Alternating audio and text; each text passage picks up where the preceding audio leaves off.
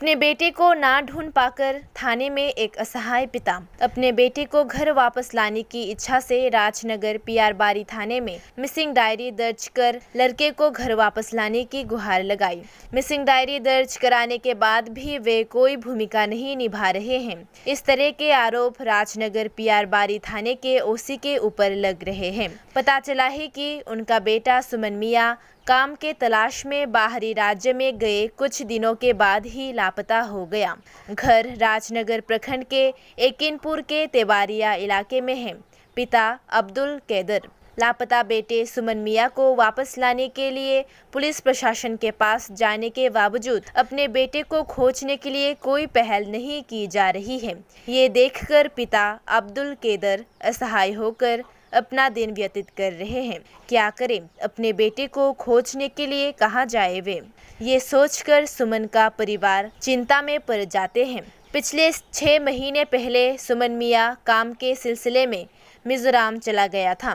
पता चला है कि नागालैंड से अमरपुर आए 2 युवकों की मदद से घर से निकलकर सुमन मियां काम के सिलसिले में मिजोरम गया था। हालांकि सब कुछ ठीक चल रहा था, लेकिन सुमन मियां के परिवार के सदस्य 3 मई से सुमन मियां से संपर्क नहीं कर पा रहे हैं। सुमन के पिता अब्दुल कैदर ने कहा कि जब भी वे उसे फ़ोन करते हैं तो फ़ोन स्विच्ड ऑफ हो जाता है। लड़के के साथ अलग अलग तरीक़ों से वे बात करने का प्रयास करते हैं, लेकिन संभव नहीं हो पाता। इसी बीच नागालैंड के 2 युवकों में से एक ने अचानक सुमन के पिता को फ़ोन किया और बताया कि सुमन का एक्सीडेंट हो गया है और दीमापुर अस्पताल में उसका इलाज चल रहा है।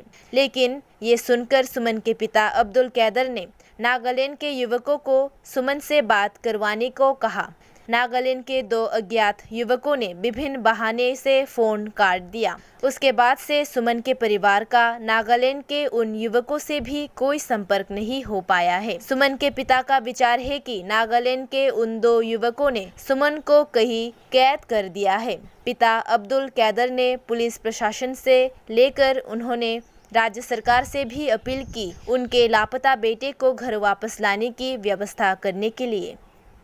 3 তারিখ 5 তারিখ থেকে শুরু করে আর আত্মীয় স্বজন বিশাল ঘর আছে, সব জায়গায় আমি জিজ্ঞেস করছি, কয় না আমরা এখানে আছি। আবার জোলাইবাড়ি তো আমার আপনি কি চাইতেছেন?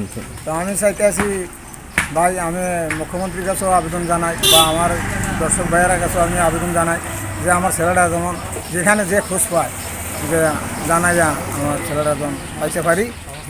সমস্ত মিডিয়ার কাছে আমি রেডি আবেদন রাখি। আর আমি এখন পঞ্চায়েতের লোক, মুখ্যমন্ত্রীও আমাদের সিটের লোক, তাইনেও যদি সহযোগিতা করে আমার এটা ছেলেটার বিষয়ে যদি কোনো এই প্রশাসন তরফ থেকে বা মিডিয়ার তরফ থেকেও যদি জিজ্ঞাসা করে তল্লাশি করে যদি আমার ছেলেটা তালাশ করে, তা আমি একটু উপযুক্ত। আপনার কি মনে হয় আপনার ছেলের কি হতে পারে? আমার ধারণা হয় যে এজন 8 মাস কাজ করে এখানে কোনো টাকা পয়সা বাড়িতে আসতে আসে না, ঈদের পরে আইব গেছে এবং তার মোবাইলেও চুরি হয়ে গেছে এই ছেলেটির লোকে থাকিয়া। তারপরে এখানে দেখা গেল যে তার ব্যাগ আছে কান্দে, এয়ারপোর্ট আছে, রেল স্টেশন, এখান থেকে যেদিন আসে এদিন থেকে তার খবর নাই, হয়তো আসে না। ওরা জিগেলে কয় তো মেলাত গেছে, আমরা থেকে বহুত দূর আছে। কি মনে হয় আপনার কাছে? আমার মনে হইতেছে যে এরা টাকা পয়সা রাখিয়া ছেলে দিয়ে তারা কোন জায়গায় বান্ধা টান্ধা আবদ্ধ করে রাখছে, এমন একটা আমার সন্দেহ হয়। নাইলে মোবাইল নাম্বার আমার মুখস্থ আছে, যে কোনো জায়গা থাকিয়া যদি বাইরে তো তাহলে ফোন করতো আমার কাছে, তো আমার কাছে ফোন করতো, নাহলে আমার জামার কাছে ফোন করতো, নাহলে পুত্রার কাছে ফোন করতো, যে কোনো একজনের কাছে ফোন করতে হতো। শিক্ষিত মানুষ এইটে পড়ছে, তো এটা তো বোকা না। কতজন ছেলের লগে আপনার ছেলে গেছে? 5জন আছে, তারা 5জন আছে। 5জনের মধ্যে এখানে 3 জনের আমি অলরেডি ছবি রাখছি।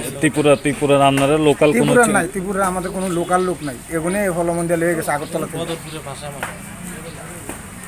এটি বাসায় করতেছে বদলপুর বা আসামে, এই সব জায়গা বা করিমগঞ্জ। এটি আমার নাম ইব্রাহিম মিয়া।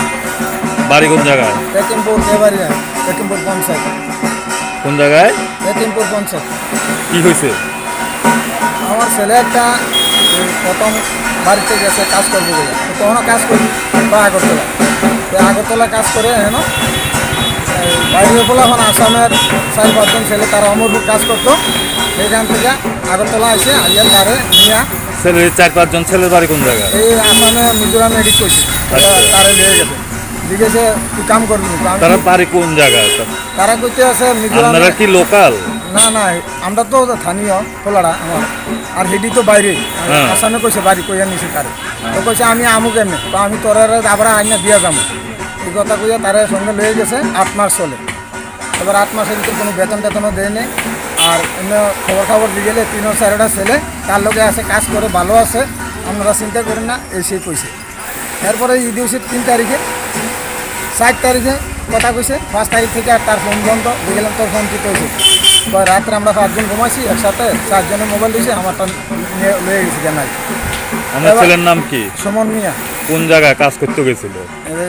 মিজোরামে কাম করছে কইছে মিজোরামে কলা খনি কইছে মিজোরামের কলা খনিতে কাজ করে কইছিল। হ্যাঁ তারপর দিয়ে গেলাম তো তুই এখন তুই আছে তো আমার তো মোবাইল লয়ে গেছিলি আর মোবাইলটা কথা দিয়েছি আমি বাড়ি চলে এলাম কবে আবি তো আমি 4-5 তারিখে আসবো তো 5 তারিখে শিলিগুড়ি এই আইয়া রেল স্টেশন বসে এখান থেকে এরপরে থেকে তার কোনো আর খোঁজখবর না 6 তারিখ 7 তারিখ 8 তারিখ বাস চাইছি এরপরে গোলাডিতে ফোন করলাম যে ভাই তোরা যে আমার ছেলের নিষেধ কখন থেকে নিষেধ বা আগরতলাতে নিষেধ কী কইয়া নিষেধ বা কাজ করবো বসে তো কাজ করবো তো এত এসব জায়গা চিনে না তো কীভাবে আসবে বা আমরা নিয়ে আইনা দিয়া যাবো আমরা সাথে কাজ করে আমি চিন্তা করি না ছেলেটির নাম জানেন না? ছেলেটির নাম কইছে না একটার নাম কইছে আর সঠিক মনে হয় না এদিকে ছেলেটি হলো মুসলিম আর নাম দিছে বিকাশ একটা 31 না 20 নাম্বার নাম্বার 2 আছে এরপরে কোনটা দিলে কয়টা কয় হ্যাঁ সুখসাগর অ্যাক্সিডেন্ট নিছে গাড়ি এগুলোতে এগুলো বাইরে হেলা দিছে আমার মামা ঠিয়াদার কাজ করা হ্যাঁ নিয়ে ডিমাপুর ভর্তি করছে তো ভর্তি মানে আপনারা ফোন করলে এসব কথা আমরা বলে? ফোন করলে ওই ছেলেটি এক কথা কয় আচ্ছা। এরপরে বললাম ঠিক আছে ভাই একটু হাসপাতাল তুই যাবি না আমার এখান থেকে আমরা এখন যেখানে থাকি এখান থেকে যাই তুলে রেলে 3-4 ঘন্টা লাগে আচ্ছা এই ব্যাপারে কার কার কাছে দ্বারস্থ হয়েছিল?